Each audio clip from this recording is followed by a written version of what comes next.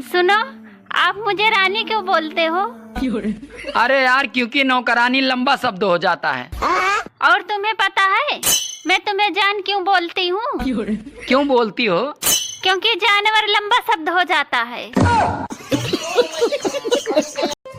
सुनो, हाँ? जो चोरी करता है वो बाद में बहुत पछताता है। और जो तुमने शादी से पहले मेरा दिल चुराया था उसका क्या? अरे वही तो कह रहा हूँ कि जो चोरी करता है वो बाद में बहुत पछताता है। बात कुछ समझ न आए। दोस्तों, इतनी बड़ी दुनिया में रहकर एक बात तो समझ में आ गई, जो दूसरों के लिए गड्ढा खोदते हैं वो जेसीबी वाले होते हैं। हेलो ससुर जी। हाँ बोलो दामाद जी। अरे आपकी बेटी तो गाली देती है। अरे तो तुम सुनने वाले काम ही मत किया करो ना। अरे तेरी जुल्मों का जरिया हो गया हूँ। ए गर्मी, कुछ तो रहम कर, मैं बहुत करिया हो गया हूँ। सुनो जी। हाँ? आपको पता है मेरे पापा बहुत हिम्मत वाले हैं। हाँ पता है, वरना चुड़ैल पालना इतना आसान थोड़ी था। मुझे एक बात समझ नहीं आती, गुजरात और बिहार में शराब बंद है लेकिन मिल सब जगह रहा है, और गैस सिलेंडर चालू है लेकिन मिल कहीं नहीं रहा है। सुनो जी। हाँ? मेरे लिए भी नया साल ले आ दो, ये साल पुराना हो गया है। अरे कल नया साल आ रहा है, ले लेना। जा रहे थे, रास्ते में कुछ लोग मिले और बोले देखो कितने अत्याचारी लोग हैं, बेचारे गधे पर दो लदे हुए हैं, पैदल नहीं चल सकते।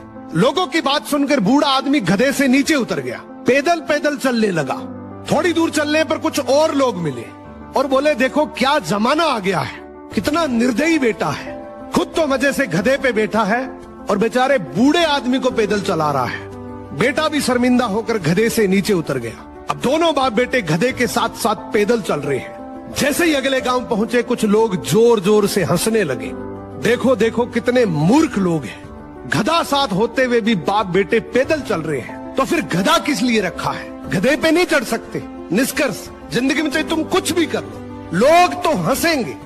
इसीलिए कहते हैं चढ़े को भी हंसेंगे, पैदल को भी हंसेंगे। लोगों के कहने पे चलोगे तो जिंदगी में कुछ नहीं कर पाओगे।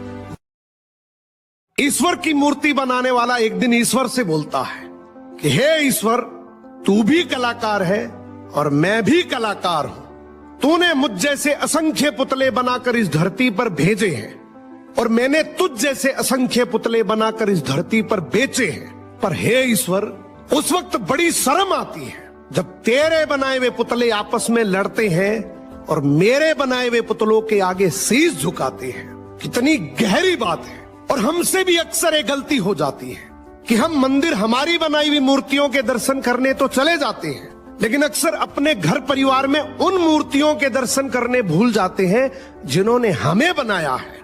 सो शिक्षा से पहले संस्कार, व्यापार से पहले व्यवहार, और यदि भगवान से पहले अपने माता पिता को रख दिया तो यकीन मानिए जिंदगी की हर कठिनाई का हल आपको मिल जाएगा।